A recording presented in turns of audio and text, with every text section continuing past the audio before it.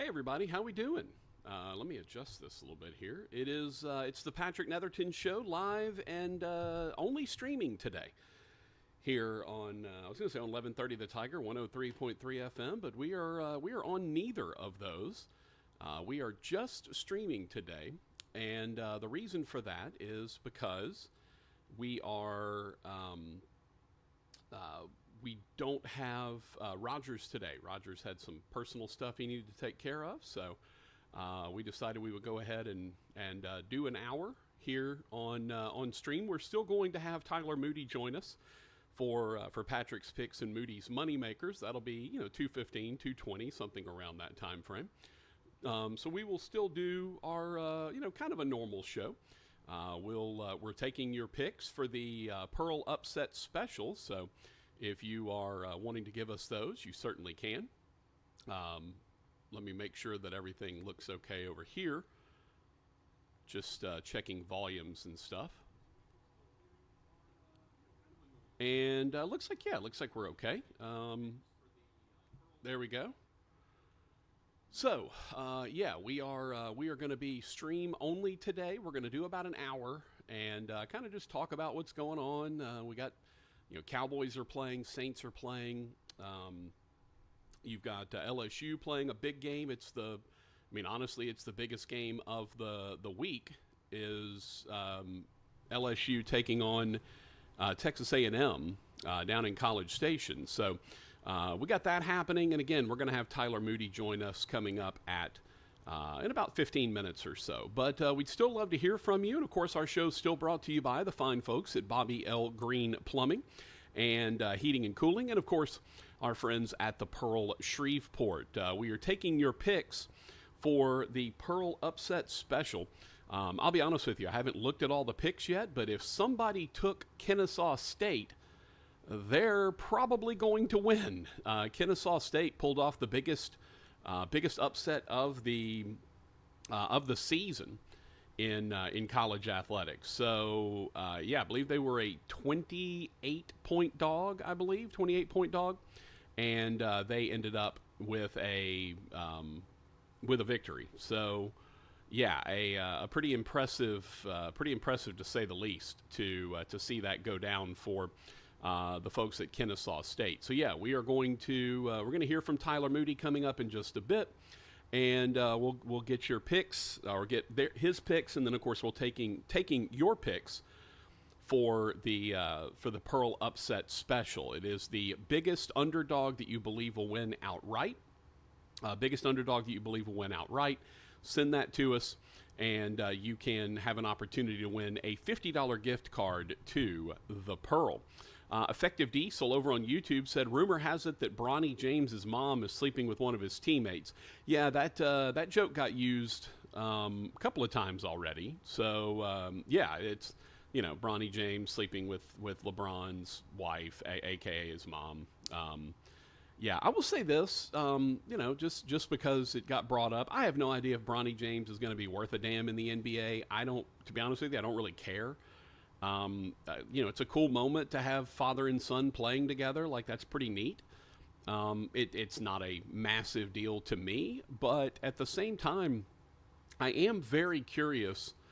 I'm very curious to see what, if anything, he can do in the NBA, right? There was a lot of talk about this being sort of a stretch as a pick, and him not necessarily, being the most effective player, and would he be able to come into the NBA and have any effectiveness? I don't know, right? That's to me going to be the fascinating thing. Does he add anything to the Lakers? Or is it simply just, hey, we did this to appease LeBron, have it be able to play with his kid and all that. So I don't know. I think that'll be sort of an interesting storyline to see if there is some kind of does he affect anything? Right? I didn't even look, to be honest with you, to see what he did in his debut. I know they obviously played together. Let me see. I didn't care to to find out for too much. Let's see. The Lakers did beat the Timberwolves 110-103. Anthony Davis had 36-16 with 3 blocks, and Bronny James played 3 minutes, missed 2 shots, grabbed 1 offensive rebound. Meanwhile, LeBron had 16, 5, and 4 with a couple of blocks. So Anthony Davis doing the work. Rui Hachimura also playing very well, 18 points to go along with 5 rebounds and assists. So, yeah, this will be, honestly, it'll be kind of fascinating to see if anything happens, right? J.J. Redick is their coach and supposedly a bit of an offensive genius. People are talking about how good his offenses are. They only made 5 of 30 from beyond the arc. So that obviously is a little bit concerning. You had D'Angelo Russell go 1 for 7. You had Austin Reeves go 0 for 5.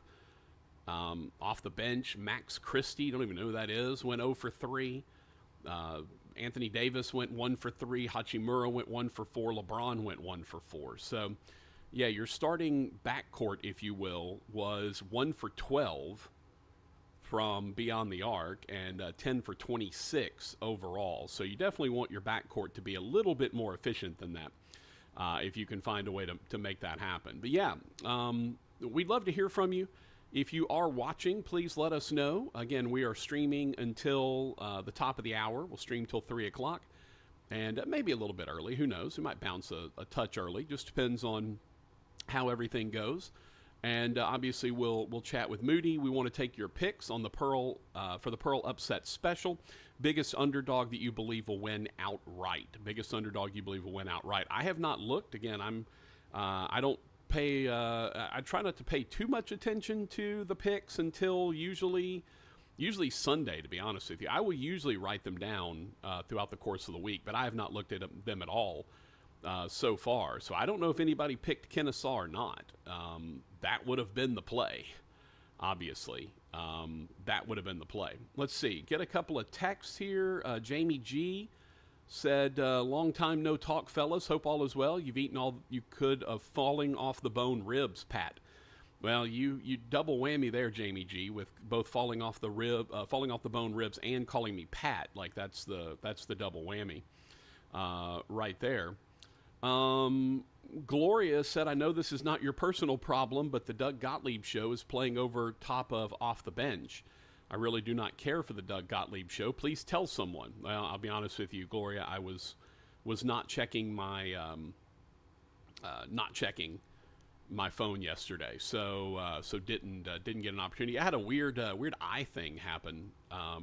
The reason I missed on Wednesday, I had an eye appointment, and I go to the eye appointment. As far as I know, I wasn't supposed to be dilated, and then they dilated me. So, that usually takes 3 or 4 hours to wear off, and the timing was such where I wouldn't be able to see my computer to, because I don't know if you ever had your eyes dilated, you basically lose your up close vision, and then your far vision is fine, but you can't. But like bright lights really bother you. So I was kind of not looking forward to trying to. I was fine. I was going to do the show. It was just a checkup, and then they're like, "Yeah, we're going to dilate your eyes." I'm like, "Well, damn, I can't do the show. I can't sit in front of my computer in front of all these lights. Like I wouldn't have been able to even connect to do the show." So that's why I missed on Wednesday, and then yesterday, I was everything was fine. I was all prepared to do the show, and I woke up yesterday, and my right eye.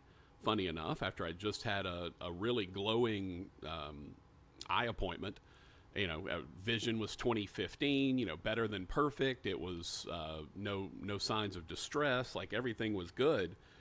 And I had not, I did not woke up in my right eye. Like I could see, it wasn't black, but everything was blurry, like super blurry.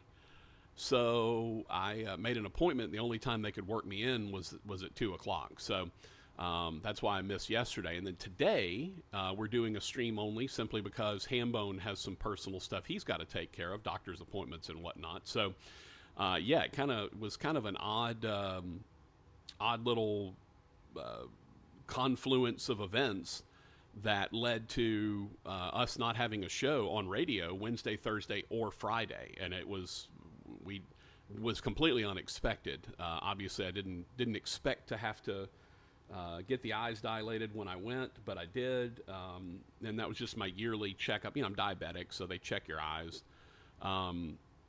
So I had that, and then obviously turn around and struggle with the blurry vision. I will say I went in yesterday, everything got checked out again. Nothing structurally wrong with the eye. Vision is cleared up a bit, and it seems like things are a little bit better. Hey, I think I hear Tyler Moody calling in. Let's answer this here real quick. Go away there, and let's see. All right, is that a Tyler Moody I hear? Can you hear me? I can. Hello. Look at that, and it's even registering on the mixer and everything. It's almost like I know what I'm doing around here. It surprises me that you would know what you're doing, but it's at least you got there. I'm actually listening on television to make sure that you. Yep. All right. So that's good. We got Moody. You're coming through loud and clear on the stream. Again, we are on Facebook, YouTube, Twitter, and Twitch. If you are someone that wants to stream, that's the only place you're getting us today. Obviously, we'd love to hear from you. If you want to dial in and be a part of the show, you can either text us on the Bobby L. Greene Plumbing text line at 657-0426, or you can send us a message on Facebook, YouTube, Twitter, or Twitch if you are watching along with us. Moody, what's up, brother? How are you, man? I'm doing pretty good. Tonight we have Game 1 of the World Series, yes. And that has me more excited than anything that's going to happen this entire weekend. I mean, just two of the best teams in Major League Baseball, maybe ever, colliding here this season. You couldn't ask for much more as a baseball fan. Well, I will say this. We know that Major League Baseball's cognoscenti, the Major League Baseball higher-ups, got their wish, which was they wanted Shohei versus Aaron Judge in the worst way. Like, that's the only matchup they wanted. Now, I think they would have taken the Subway Series simply because there's some appeal there, but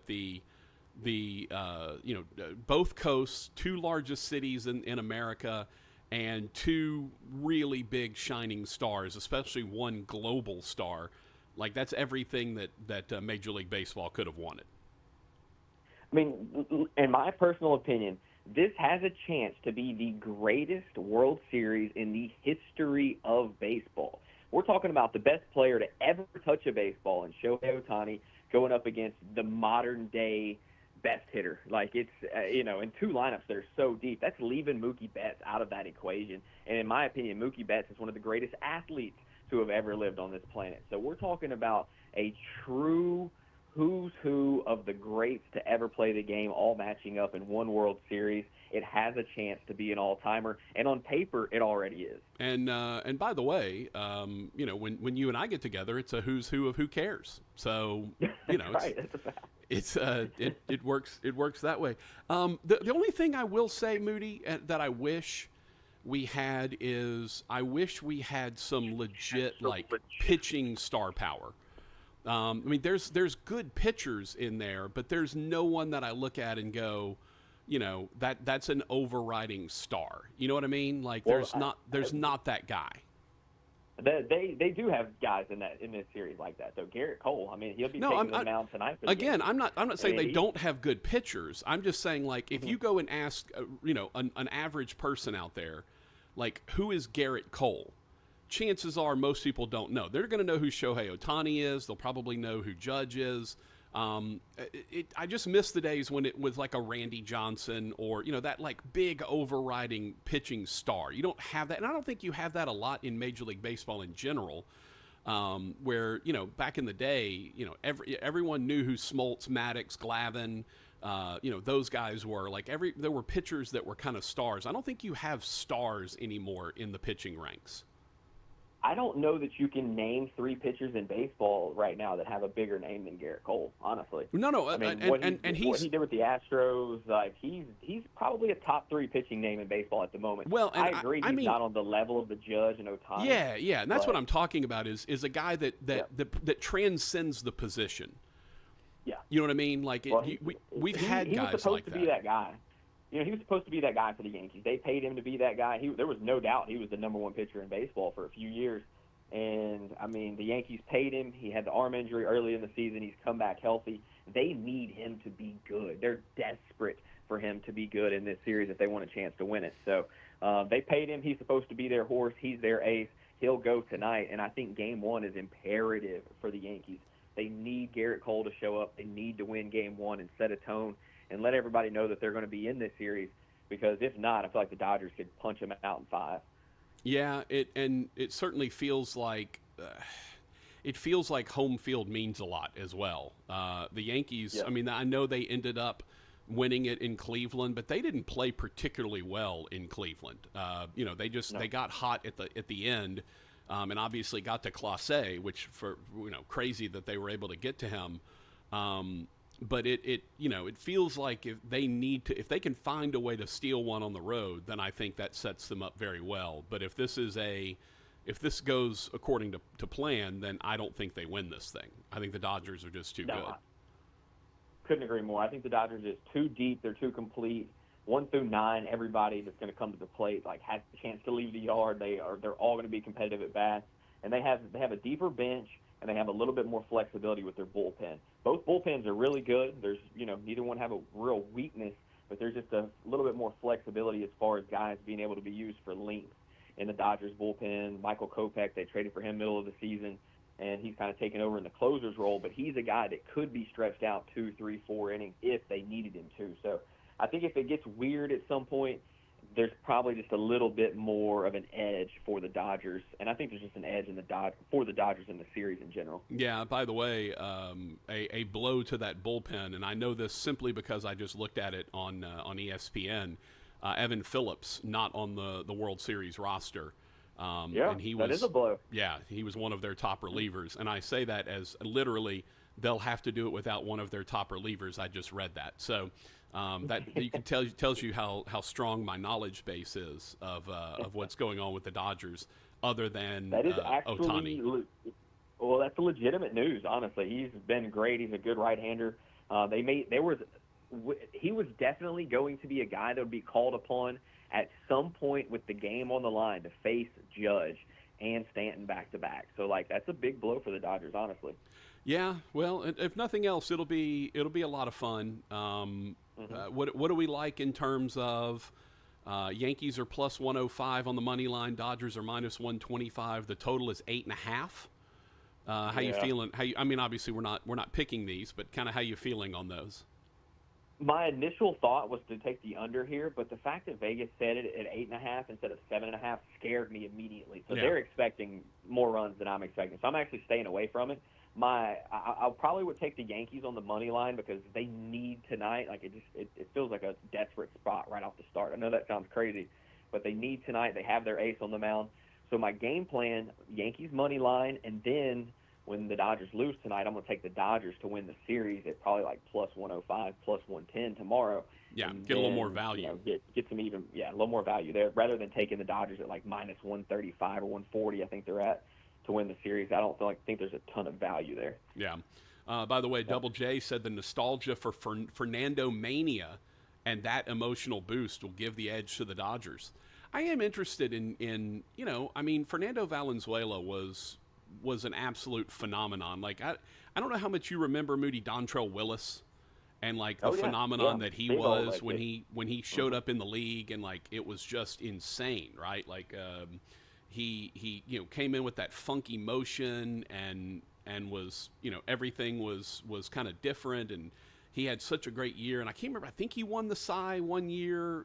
There was a lot of that stuff happening, and Fernando Mania was a little bit like that, except bigger. He comes in as a rookie. He wins the Cy Young. He's, Fernando Mania was, and he's throwing a screwball, which as a pitcher, I'm assuming you've probably tried to throw one before. I can't imagine the strain that puts on your arm to throw it the opposite direction, of your arm. Yeah. That's got to be insane. Fernando Valenzuela was one of the great stories in all of baseball. And we obviously lost him a couple of days ago. And he's also has been the Spanish language announcer for the Dodgers for a while. So I don't know if anybody, I don't know if Fernando Mania is going to carry anything for the course of the series, but certainly that adds an interesting little layer to it. Yeah, it does, and I think there'll be an element to it. I think both teams are focused no matter what's going on outside of the game. But I do think for the fan base in particular, there will be some like fire behind the Fernando thing. I could see them. They're obviously going to pay homage to him and whatnot at some point. That's going to be an emotional moment. Maybe some of the players, do use that as fuel whenever that's presented. Yeah, I don't know if you saw the when they had the legend Vin Scully. They had him throw out the first pitch, and he came out, and of course, they gave him a microphone, and he comes out and he says, he gets ready to throw the first pitch, and he puts the arm up and he stops and he goes, "Ow, there's something going on with my shoulder. My shoulder's locked up. Like I need to call to the bullpen to have someone come in and throw the first pitch for me." And it was Fernando Valenzuela. That's cool. Oh, it was so cool, and the place goes completely bonkers. And obviously, they were all there. Most of the time, ceremonial first pitches, people kind of ignore half the time. They're running JoJo Siwa, and who knows? They ran some random. They're running gymnasts out there and stuff. Like most people aren't concerned about it. But when Vin Scully was out there at Dodger Stadium, like people were there and they were on their feet and they were paying attention, because he's such a legend. And then when he brought Fernando out, the place just went nuts, went absolutely crazy. And Fernando, of course, threw a strike. But I will say I love the idea that maybe that has something to play with it. But I don't think there's going to be a whole lot to it, other than it'll be an emotional thing at the start of the game. When they take some time with him. All right, Moody Mac, you are, let's see, I got to pull up my picks here. I'm coming off of a terrific week this past week. Had a nice one. I am already 0-1, though, which doesn't feel so good. So, Moody, I think, in best I can tell, you and I are tied right now. That makes sense. I got slammed last week. Was I 2-5 last week? 3-4. 3-4. It felt like 1-6. Yeah, it felt really bad. You had Chiefs and Niners under 47. They barely got under that number. You had Ravens and Buccaneers over 49.5, and they blew that out of the water. We both had Broncos -3 at the Saints. That was obviously an easy win. You had Packers -2.5 against the Texans. You were on the right side, but the hook got you. That one hurt. Yeah, how bad does that hurt? And then hurt. You had Panthers and Commanders over 51. I think they ended up at like 45, 44 or something like that. And then you had Rams. The Panthers didn't score a point. They were awful. Yeah, it was like 40-7 or something. And then you had the Rams over 24.5, and they scored 20.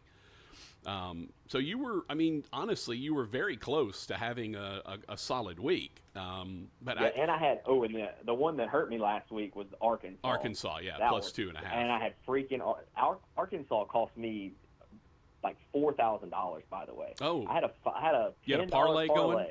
I had a parlay. I normally don't bet on college football, but I threw together, DraftKings was giving this nice little boost. So I threw together like a 7-leg parlay, had Maryland on there, Illinois, Indiana, like a couple other upsets.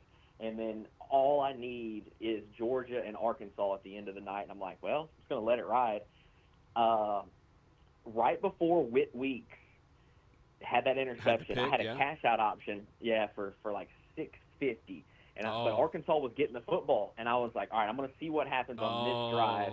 And if they punt it away, like the odds aren't going to change much, I'll just cash out. Right. So I was going to watch that drive. He picks it off on the 2. They score while I'm in the bathroom. By the time I make it back in, it's like the cash out was down to $100. There you go. It was brutal. There you go. Yeah.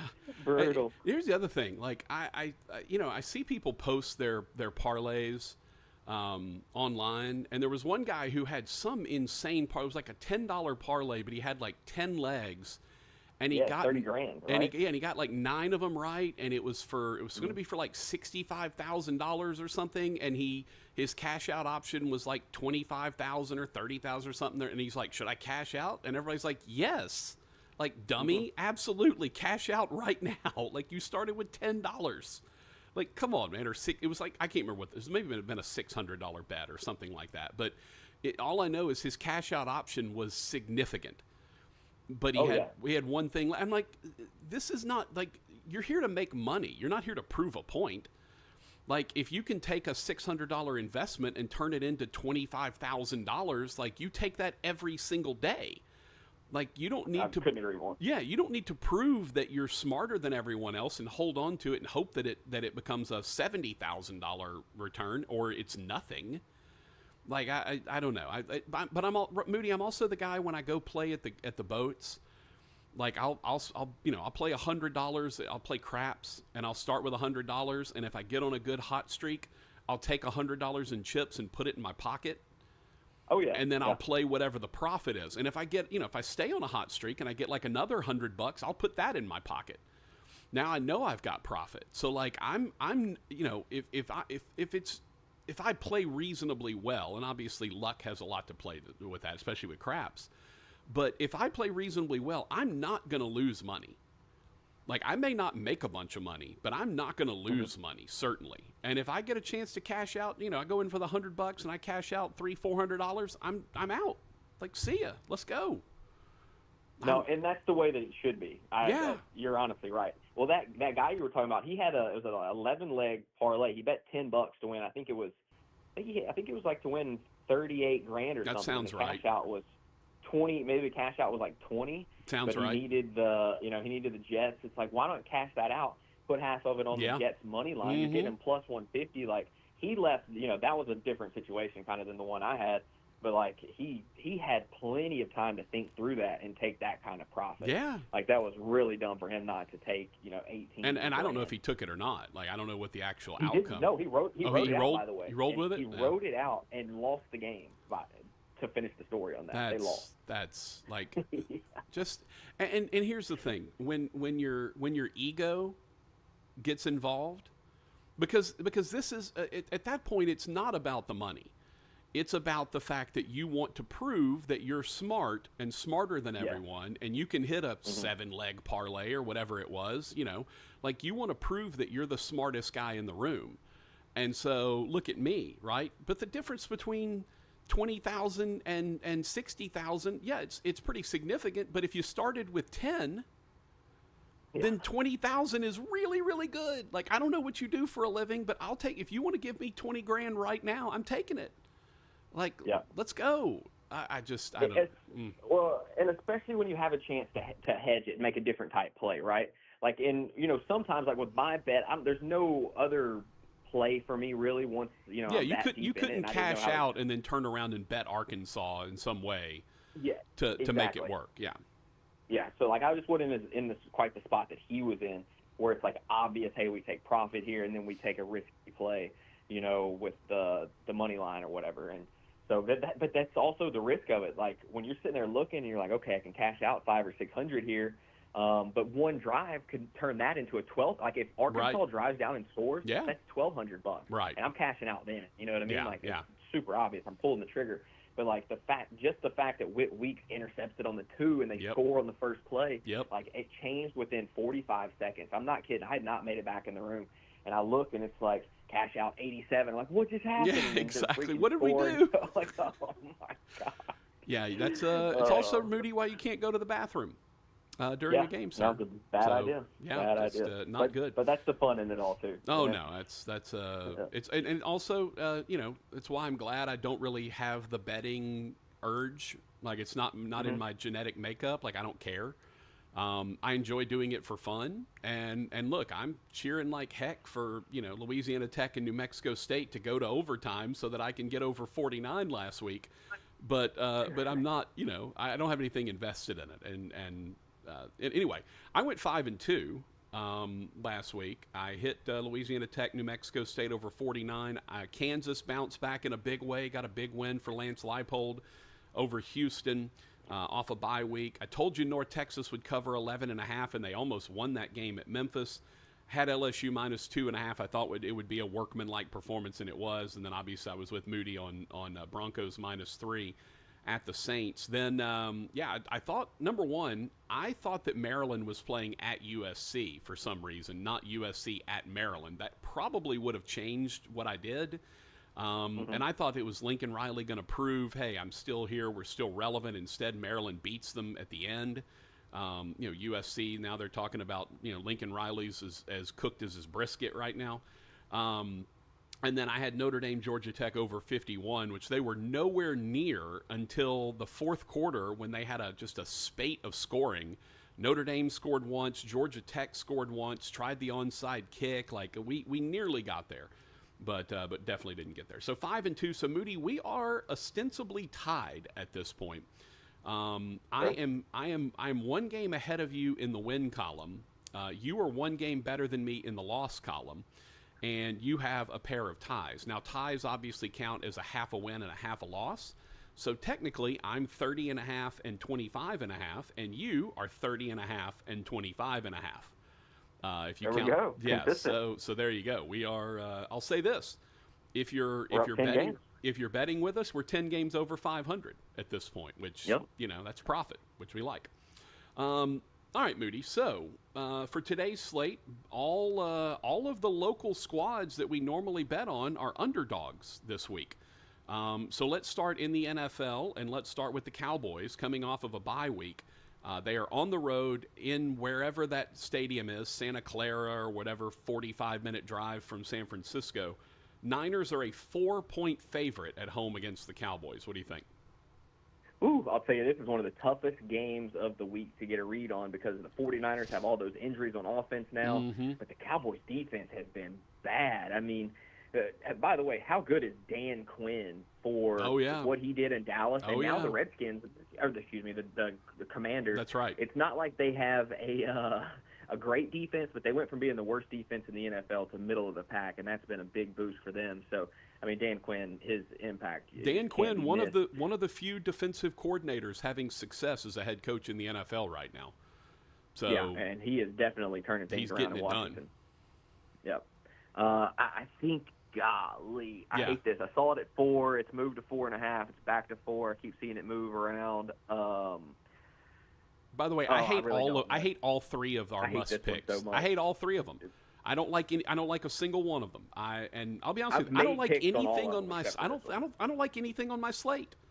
Like I look through the games I pick. I don't like any of them. But we have to do what we have to do. So this is the one game I just don't have a real feel for. I think I'm going to take the Cowboys and the points here. Honestly. All right. I've been back and forth on it. I want to make a case for San Francisco, but I think Brock Purdy's taken a small step back. Yep, he has. Hopefully the Cowboys are smart enough to put some pressure on him and make him really work. But my issue is the Cowboys' defense has been getting gashed with the run, and the 49ers are going to run the football. They are. I could see it either way in this game. The one caveat, and by the way, I'm taking 49ers -4. The one caveat I have that really made me hesitant is they're coming off a bye week.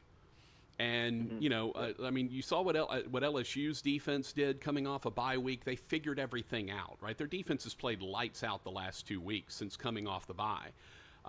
Really held Ole Miss in check, really turned around and held Arkansas in check, like really got it done. I wonder if the Cowboys will be able to do the same. I think it's a little different in the NFL because your schemes are kind of locked in. There's not a whole lot you can do that's a lot different. I feel like, and also your personnel is so locked in. It's not like you're going to go find some freshman phenom on the bench that is finally figuring it out, right? You don't really have that in the NFL. So I'm taking 49ers -4. And again, don't like it. Don't love it. Don't have any feel for this game. I could see the Cowboys playing well defensively and winning simply because they've had a bye week. So. Yep. No, I completely agree. Yeah. All right. Saints are getting healthy. Their injury list is no longer the size of a CVS receipt anymore. Looks like Taysom Hill is going to play. He's been practicing. Marshawn Lattimore has been back.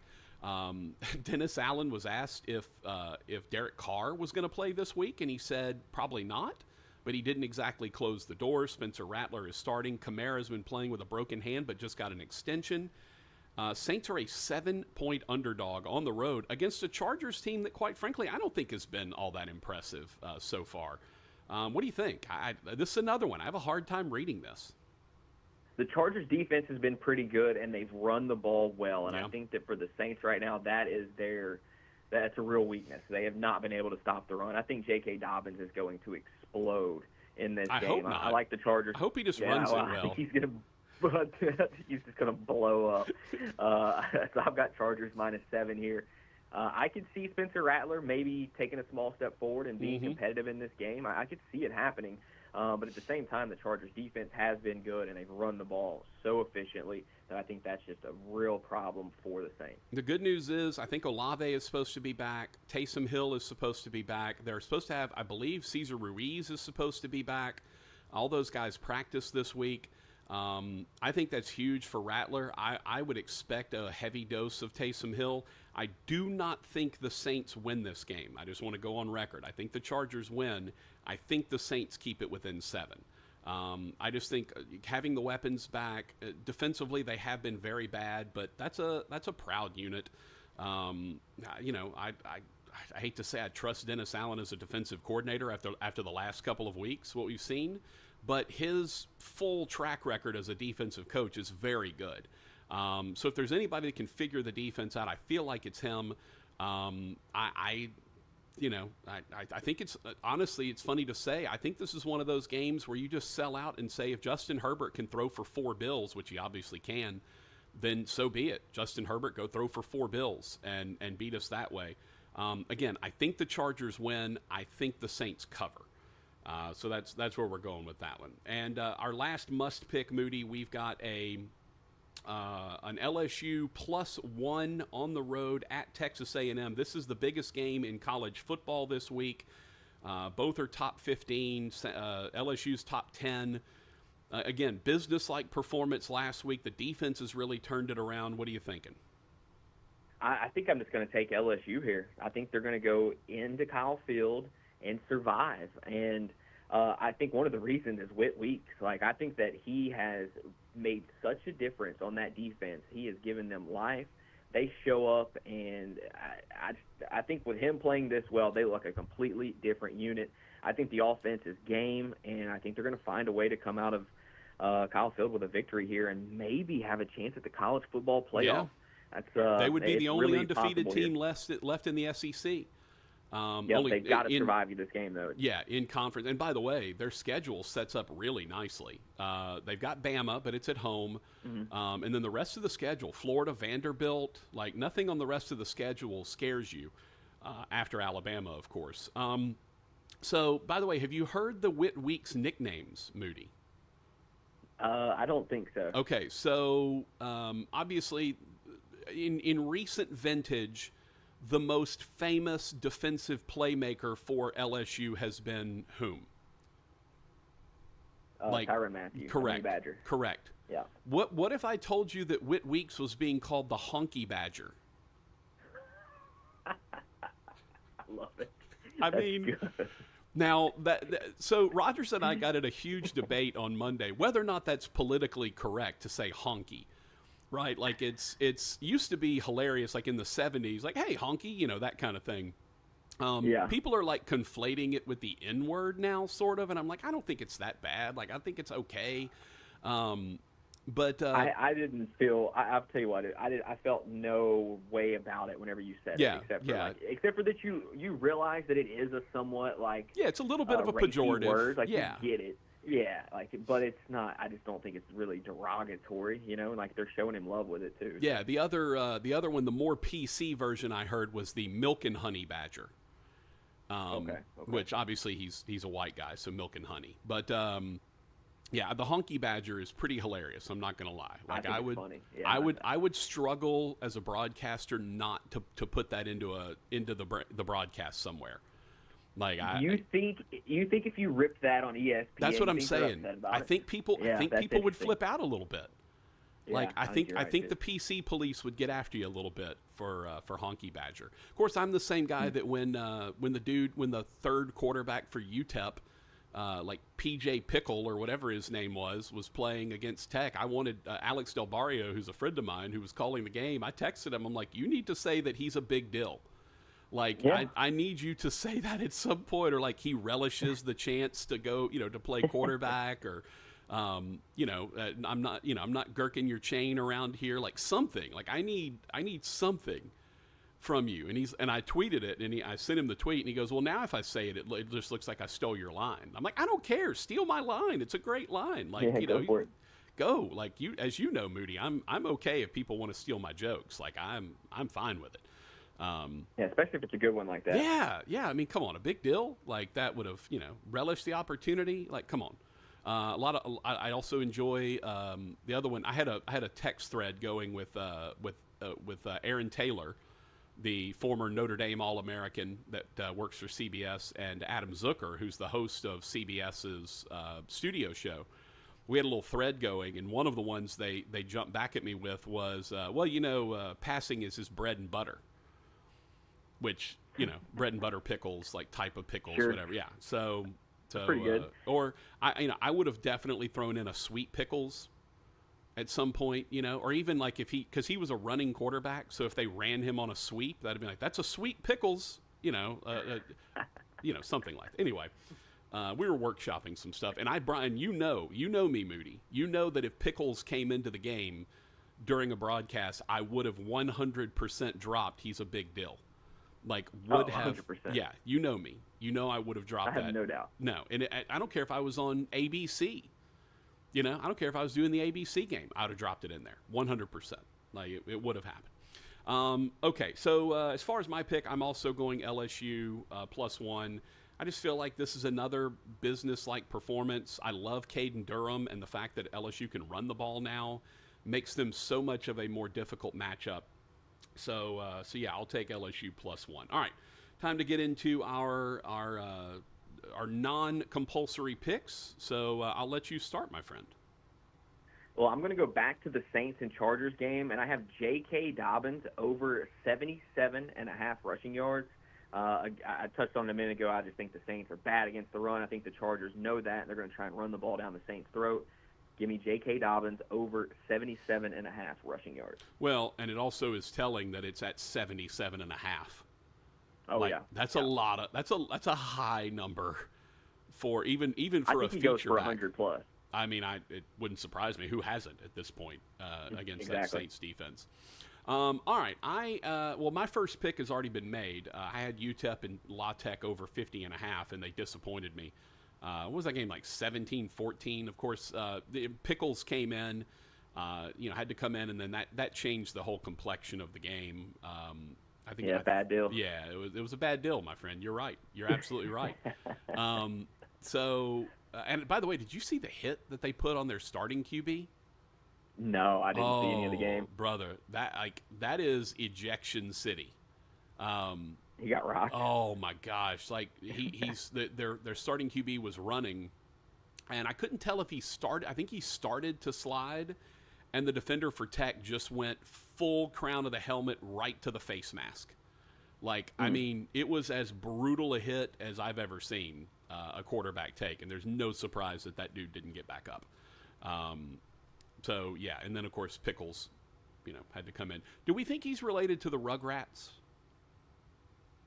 I think that was actually him when he was a child. They based it off his life. You think that was he was Tommy Pickles back in the day? Like I think they couldn't use his real name because back then they didn't have the NIL deal where they could use everybody's stuff, their names and likeness. So if you can't tell me he can't get an NIL deal with Nickelodeon. Do they still air Rugrats though? I have no idea, but people still watch it. I mean, oh for sure. I don't know. Anyway. All right, so I had UTEP at Louisiana Tech over 50.5, and that was an L for me. Your next pick, sir. Next up for me, I have Philadelphia and Cincinnati going over 48.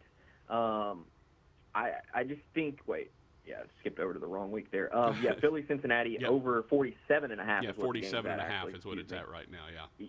Yeah, I just think both of these offenses have turned the corner, right? They were struggling early in the season. Burrow and company feel like they've turned the page and they're playing better. I think this Eagles offense is really good, and we're going to start to see them come into their best form here over the next few weeks. Give me Eagles, Bengals over 47.5. All right, I am going to.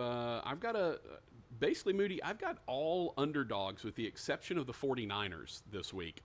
Okay. How about, what if I told you there was a top 25 team that is playing? Let me double check this real quick, to make sure that I've got the correct numbers on this. What if I told you there was a top 25 team that was playing a team that is only ranked 6 spots ahead of them, but are 17.5-point underdogs? That is Well, what it we would have have. to be Missouri, Alabama, Yep, right? you are correct. It has to be Missouri, Alabama. Mizzou, look, Eli Drinkwitz just wins games, man. That's all he does. He's 6-1. Dude is they probably should be ranked ahead of Alabama at this point, who's 5-2. They're not. Mizzou's a 17.5-point dog. I know it's at Alabama. I know Kalen DeBoer needs to prove a point. I just love Eli Drinkwitz, man. That dude just wins. So give me plus 17.5 Mizzou on the road at Alabama. Yeah, it's a big number. It is. I'm actually a little bit surprised by that. And I don't know. And I keep wanting to look like, is somebody hurt? Like, is the starting QB not playing or something? But I can't find anything that that sticks out at me as why this game is that line is the way it is, other than it's at Alabama. Well, I see two things here. By the way, it opened at 14. It's moved to 17.5. Yeah. The over/under opened at 56.5, and it's moved to under 50.5. So there's something going on there. Those are drastic movements. Yes. Yeah, I don't know. Something's up. Oh, there it was. Yeah, so Brady Cook, the starting QB. That's right. Do you remember that? I don't know if you heard this story. Mizzou beat Auburn 21-17. They were down 17-3 in the third. Brady Cook got injured on the opening possession, went to the hospital to get an MRI, came back, tested the ankle at the practice facility, then came back into the game in the third quarter. Oh, that's incredible. And led them to a win over Auburn. I did not hear that. That's pretty sweet. So that's where the number is, because Eli Drinkwitz has not updated his condition. Apparently their leading rusher has also been out with a bad back. I don't care. I love Eli Drinkwitz, man. I'm going to stick with them even with all that noise. Give me Mizzou plus 17.5. Just so many points. Alabama wins, but they win by 14. I still win. Mm-hmm. Yeah, I could see that for sure.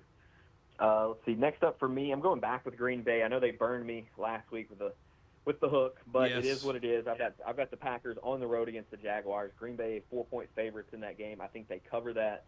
And again, I think the Packers are one of the best teams in the NFL right now. The problem is, I think Vegas is setting some really good lines on them every week, but I'm just going to keep riding with them, and we're going to start to beat Vegas here soon, because this Packers squad is very, very good. Do you think when Trevor Lawrence hears this and realizes how he's been abandoned after you were with him for so many weeks the last couple of years, you think he's sad? You think he gets sad? I think he probably gets sad.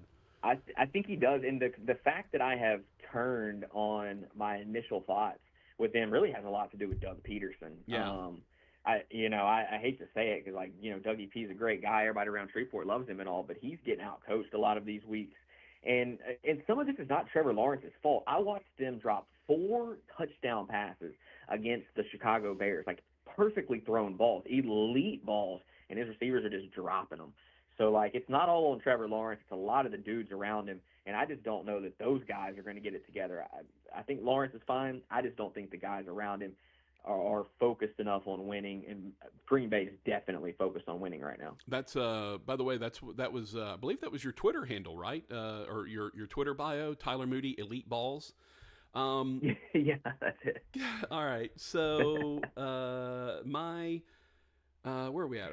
Second to last pick. Moody, I'm gonna buy into what Vincent Bryant. I don't remember which one it is. Do you know which one it is, by the way, or do you even know who I'm talking about?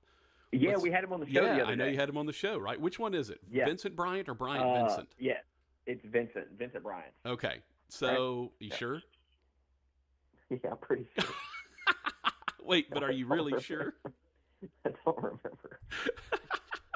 I think I remember. Yeah, right. I mean, you sure?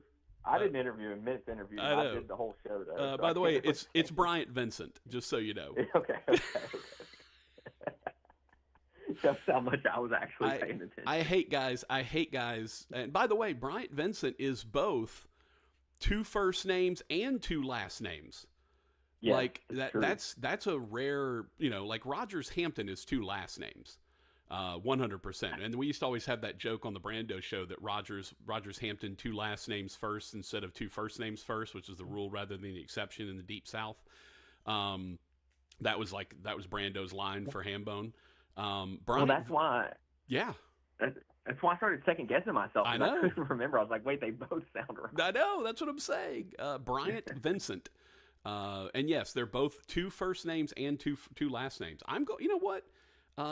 They're on the road at South Alabama. Major Applewhite, like that offense has been pretty good. They've run the ball effectively, but they have not been that good the last couple of weeks. ULM, while you weren't looking, is 5-1, and their defense is elite, like elite. I think they will shut down the South Alabama run game, and I don't think Lopez, I believe is their quarterback, Gio Lopez, I think is the QB at South Al. I don't think he'll be able to get it done. ULM's a 7-point underdog going to Mobile as a 5-1 team, taking on, I think, 3-3 South Alabama. Yeah, give me ULM +7 on the road at South Al. Yeah, no, that's this. If they win this game, they'll be bowl eligible. Yep. I mean, it's a huge game for ULM just because of that. And I'll say this: I may have forgotten his name, but Coach was definitely not a forgettable person. Like he was saying all the right things. He's a coach's coach. Like he's a man's man. Like this guy gets it, and you can tell why he's won everywhere that he's been so far because he's definitely one of those people that you would follow into the fire. I think. Yes, and the good news, and here's the cool thing. With a name like Bryant Vincent, you can say either of his names, just one of them, and it will work. Yep. You're either calling him by his first name or his last name, and you don't know which one it is, but it still works. Like if you call me Patrick and you think it's my last name, like Dan Patrick, that's one thing. But if you call me Netherton and think it's my first name, then there's something wrong with you. But Vincent Bryant, it works. It works. I love it. All right. What's your last pick, sir? My last pick, I'm going to take the Denver Broncos to cover a big spread here, 10.5 against the Panthers. Carolina has just been awful the last few weeks. I mean, they got shut out by Washington, and this Denver defense is even better than that. I think Denver beats up on them with their defense, runs the ball down their throat with Javonte Williams. I like Denver to cover 10.5, and if they win this game, they're going to be 5-3, and they're going to be right there in the middle of the playoff hunt. And Sean Payton's going to have his boys in the playoffs at the end of the season if they keep playing well. Look at Payton doing it again. Okay, my last pick, Moody. I'm going back to the well, which my boys picked me up last week after a struggle the rest of the year. Got a bye week. It was very favorable for them. They turned around and look, Houston and Willie Fritz. They're not there yet. Fritz will get it done. He's fantastic, but they're not there yet. And Kansas beat them up, like doubled them up. The offense looked great. I think they maybe that bye week they finally kind of figured everything out after they lost their Kotelnicki, their offensive coordinator at Penn State. They are a 9.5-point underdog on the road at Kansas State. I love what Kansas State does. I think the Wildcats are terrific. But I think Kansas covers. I don't know if they win. This would be one of those games that Leipold would up and win. Over the course of the last few years, when he's kind of a big underdog, they found ways to get those done. Give me Kansas plus 9.5 on the road at Kansas State. I wouldn't be surprised if Kansas finishes the season with a flourish and maybe gets to bowl eligibility after starting the season 1-5.